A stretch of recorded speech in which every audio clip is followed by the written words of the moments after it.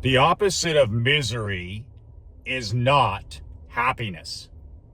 The opposite of misery is gratitude, an attitude of gratitude. Michael McLean, BrassBallsVideos.com. I am an ex-minor professional hockey coach, ex-championship amateur hockey coach, turned 8-figure entrepreneur. You can download a copy of my brand new book, Unfuckwithable, 5 Ways to Unfuck Your Life in the Next 30 Days. The link is below, BrassBallsVideos.com. My free gift to you. Just a word of warning about that book for the mush cookies and the cupcakes out there. This book is not every entrepreneur's cup of whiskey. I wrote this 22-page book. It's a free PDF. I wrote this book for champions, not for chumps, for winners, not for whiners. If that's not you, don't download the book. Okay, happy Thanksgiving to all my friends south of the border. I work with hundreds and hundreds of elite, driven, and generous Americans, men, and some brave women. And I have to tell you, I am the luckiest guy in the world on this Thanksgiving Day. I get to live my mission, which is to help 1 million men live life and do business on their own terms. I get up every day. I get to give thanks to my Creator. I live with my best friend and queen. I have a healthy, intelligent, beautiful 12-year-old daughter. My mom and dad are in their 91st year and doing extremely well. I live in the 2 greatest countries in the world, the United States of America and Naples, and on the lake in Canada. I've been an entrepreneur since age 12, so basically, like you, I've been able to write my own paycheck. I have the wins, the losses, the expensive experience to show the wounds, and I just could not be more grateful. But it's so true, especially this time of year, around Thanksgiving this week, you hear a lot of things like blessings and gratitude. But I'll tell you right now, heading into 2025, you have to remember that the opposite of misery is not happiness. Everybody chasing happiness, everybody thinking they're entitled to happiness. We're not entitled to happiness. We need to have an attitude of gratitude. And happiness, peace of mind, all of that is a result of living with an attitude of gratitude, of serving other people. And in today's world, I have hundreds of my students. I have many hockey players in the past who have come up to me. We live in a victim culture, right? We live in a victim culture, which means you have to take the great late godfather of personal achievement, Earl Nightingale. You have to take Uncle Earl's advice, look around at what everybody else is doing, and do the exact opposite. You'll never, ever, ever make another mistake in your life. That was Uncle Earl's advice 50 years ago. It's more true than ever today. If it's popular, it's dead ass wrong. Never, ever, ever follow the crowd. Never, ever, ever follow the herd. With that said, everybody chasing happiness, everybody feeling they're entitled to happiness. There was a study done about 10 years ago now, so I could just imagine. In North America, they found that 87, almost 88% of North Americans were unhappy. Unhappy in their marriage, unhappy in their job, unhappy in their life. And they're unhappy because they said in the survey, they thought they would be doing better. They were entitled. They thought they were doing better. Back to that victim mentality. Woe is me. And especially for men in this culture, is way, way too much with the feelings and the emotions. When I get up in the morning and it's pouring rain or it's snowing or I'm sick, I don't feel like walking 10,000 steps. Honestly, I don't feel like walking. But as a mature man, my feelings and my emotions have nothing to do with it. I'm not a 12-year-old child. I put my feet on the floor. I say my gratitude prayer. I splash some water on my face. I brush my teeth. I go downstairs. I put my shoes on. and I open the door and I fucking well walk. That's how I express my gratitude. I get to walk. I thank my Creator every day. Thank you, I get to walk. So I don't throw it back in his face by not walking. I get to walk. I have an attitude of gratitude. Same thing goes for reading. Same thing goes for writing. Same thing for date nights, going to the gym, drinking water. I get to do these things for now. And what really wakes me up and makes me have an attitude of gratitude is the fact that there's two certainties in life besides death and taxes. And these two certainties are, one, change. Everything is changing. And number two, things end. Things change and things end. There'll come a day when I can't walk. There'll come a day when I can't read. There'll come a day when I can't go to the gym. There'll come a day when I'll say goodbye to my wife for the last time. There'll come a day when I speak to my daughter for the last time. That's the circle of life. So for as long as I can do it, I'm going to honor my Creator, honor the universe by taking advantage of the massive blessings in my life. My dad said to me the other day, he's 91, my dad has a saying, the best is yet to come. He says that 2024 is the greatest time in history to be alive. He's 91 years old. He was born in the Depression in 1933. He's been through it all. He's been through depressions, recessions, booms, busts. He's been through the Reagan years, the Jimmy Carter years, the double-digit inflation. He's been through all of it. And he's 91 years young, and he says to me the other day, son, the best is yet to come. If you know how to focus and you have an attitude of gratitude with the World Wide Web, with billions and billions of people at your disposal to be clients, with trillions and trillions of dollars every day moving around and flowing on the internet, with artificial intelligence, the ability to work anywhere in the world, anybody can be your client.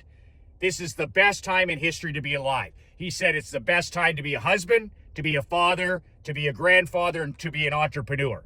And we need to shut off the news and shut off anti-social media and shut off the politics and screw our heads on straight and understand who has it better than us. Jim Harbaugh asks his players, his multi-million-dollar LA Charger football team every day, who has it better than us? And his multi-million-dollar athletes yell back, nobody. He's brought an attitude of gratitude to that sad sack franchise. And he's taken them from the outhouse to the penthouse in one season. And a lot of people think, well, it's the quarterback, it's the X's, it's the O's, it's the culture, which it is. But Jim Harbaugh, just like at Michigan, just like at San Francisco before that, he's brought an attitude of gratitude to the LA Chargers. Who the hell would have thought you could win professional football games and make millionaire players sing he's a jolly good fellow and have fun working hard with the attitude, who has it better than us? Nobody. The best is yet to come. I'm going to go for a walk later today with my queen. I call it my aimless walk. And I do this once on the weekend, sometimes on a Saturday, sometimes on a Sunday. And it's different than my morning walk, which is by myself in solitude. I invite my queen or I invite my daughter. You can invite anybody you want. But on a Saturday or Sunday when you have a little bit of extra time, and Thanksgiving Day is a fantastic time, maybe this Friday or this weekend, and you just go for what I call as an aimless walk. And you go for a walk with one of the most important people in your life. It could be your queen, your daughter, your son, your grandkids. And it could be half an hour, it could be 45 minutes, it could be 3 hours. That's why it's called an aimless walk. And you walk and you talk and you listen to each other. You listen to understand. And walking is like true serum. The late, great Steve Jobs knew this better than anybody. If you wanted to work for Jobs at Apple, if you wanted to work with him, your job interview was a 2-hour walk. Walking and talking, walking and listening, walking and listening. Because he knows that walking is true. So my wife and I, some of our very best conversations have been on our aimless walks. Some of my daughter's greatest conversations, things I've learned by listening to understand, have come on our aimless walks. And another thing I like to do once a month is what I call a gratitude walk.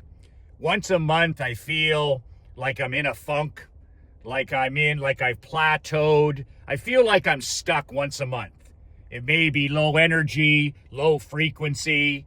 Maybe my attitude of gratitude isn't where maybe I'm feeling a bit sorry for myself.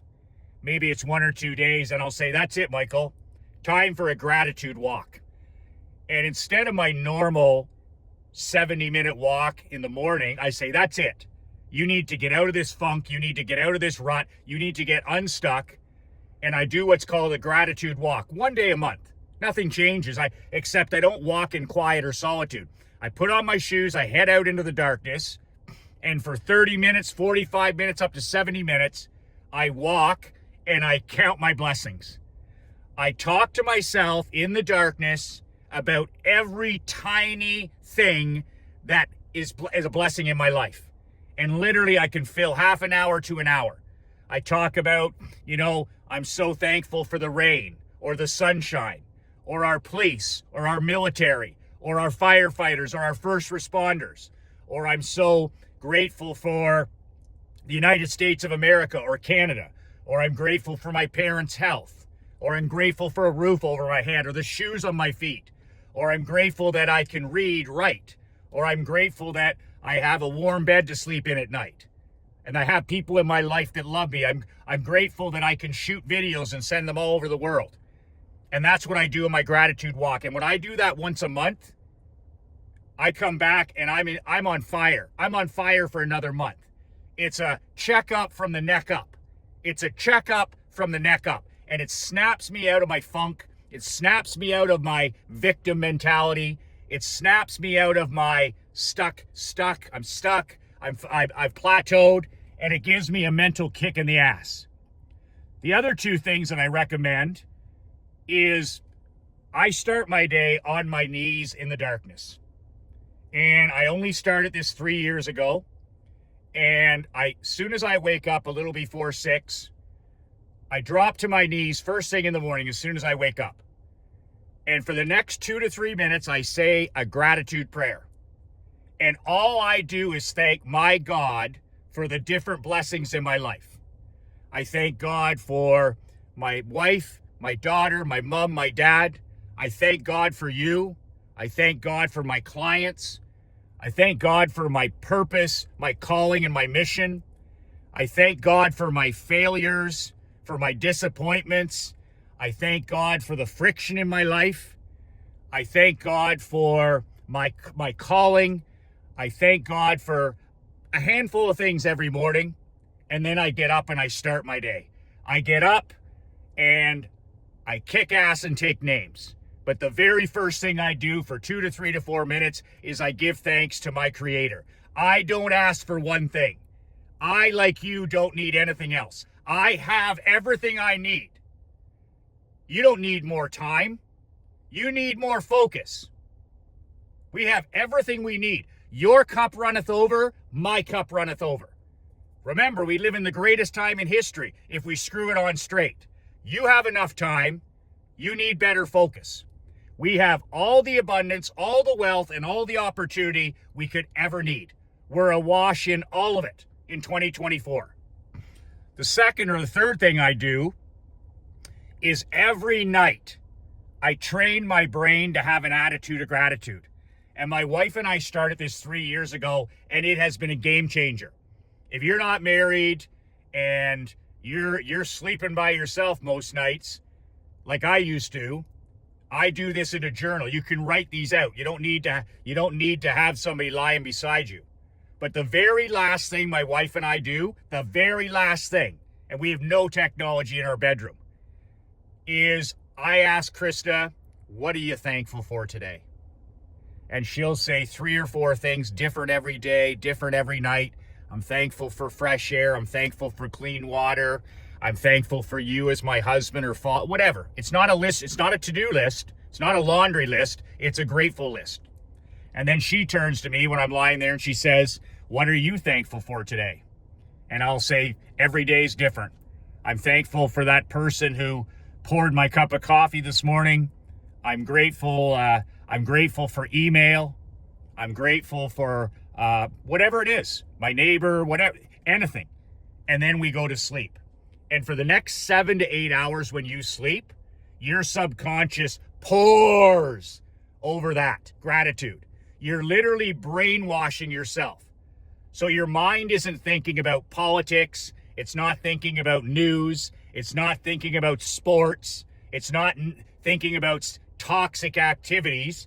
Because if you're on your phone or your pad before you go to bed, that's the shit that's in your mind for 8 hours. And then you wake up and you're tired, you're fatigued, you're depressed, and you're anxious. But here's the thing. Your depression isn't real. It's manufactured. You're not depressed.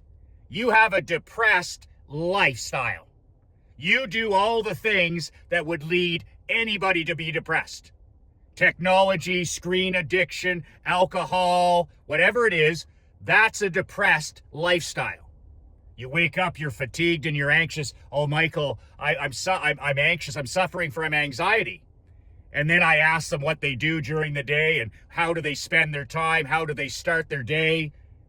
I go, your anxiety isn't real. It's manufactured. Your stress is manufactured. Your worry is manufactured because you have an anxiety-based lifestyle, a depressing lifestyle, an anxiety-based lifestyle. In other words, the way you think and behave is how you become depressed. The great Anthony Robbins told me one time, he said, Michael, to be depressed, there is a very specific way you need to breathe, you need to stand, you need to think, the things you need to eat, the things you need to drink, the things you need to consume, your body language, the way you talk to yourself. There is a blueprint for manufactured depression. There is a blueprint for manufactured anxiety. And 95% of this stuff in our society is horseshit. It's not real. It's not clinical. 4 to 5% is real. 4 to 5% is clinical. The rest of it's manufactured. You're not depressed. You have a depressing lifestyle. You're not suffering from anxiety. You have an anxiety-based lifestyle. And like I said at the beginning, what's the vaccination? What's the cure for that? It sure isn't a pill. Happiness, despair, and unhappiness, the opposite is not happiness. It's gratitude. Gratitude is the vaccination for depression. It's the vaccination for anxiety. It's the vaccination for worry. Attitude of gratitude. And the reason that it's the cure for all these manufactured mental health issues is it takes you out of victim mode. In other words, if you put a depressed person's voice on a loudspeaker, you would be shocked at the way they talk to themselves and about themselves. There's a great saying, depression is a selfish man's disease. If you had a person who has manufactured depression and you put them on a loudspeaker, all it is me, focusing on them, their problems, their issues, how things aren't working for them. They have a scarcity mindset. They have a taker mindset, and nothing is a miracle and nothing is good and there's no abundance. That's how depressing people and anxiety-based people talk to themselves. And if you heard it on a loudspeaker, you'd say, man, that's one negative motherfucker. And they don't hear themselves talking like that. And that's why language is so important. Now, Albert Einstein said it best. He said there's two types of people in the world. Einstein said there's two types of people in the world.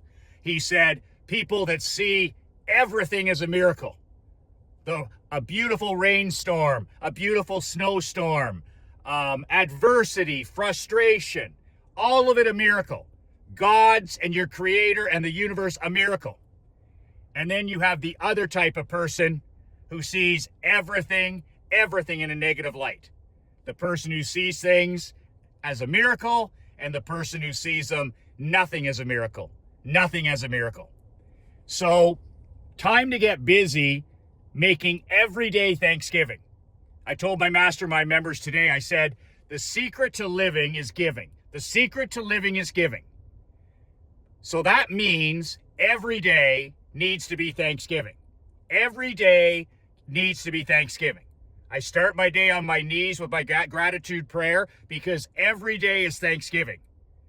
I ask my wife every night, what is she grateful for? What is she thankful for? That's how we finish our day. So my subconscious can marinate in that for 8 hours, marinate in positivity, in gratitude, in abundance. I do that every day because Thanksgiving is every day. So don't be a normie. Don't be a civilian who eats too much and drinks too much and watches football and says, well, that was Thanksgiving. Live with an attitude of gratitude. And remember, it's a writer downer that you have to remember that chase gratitude. Chase gratitude instead of happiness. Happiness is a result of you growing as a person, living your mission, and serving other people. I'll tell you right now, if you do those two things, if you're constantly growing as a man, getting a little bit better every day, reading, writing, prayer, and you're improving as a man every day, and you're contributing to other people, big and small, holding doors, coaching, teaching, serving other people, helping other people, you're going to be one happy dude. That's the result of serving people and growing. So Thanksgiving needs to be 365. And just like walking and going to the gym and shooting these videos, I'm violently consistent now with my attitude of gratitude. I don't take days off from my prayer. I don't take days off from my nightly gratitude ritual because I understand that the opposite of despair is not happiness. The opposite of despair is gratitude. Happy Thanksgiving to you. God bless you, your queen, your children, your entire family. This is the greatest time in history to be alive. And trust me when I say, the best is yet to come. The best is yet to come if you and I make every day, Thanksgiving and live with an attitude of gratitude. Be fierce, be brave, be bold, and be relentless.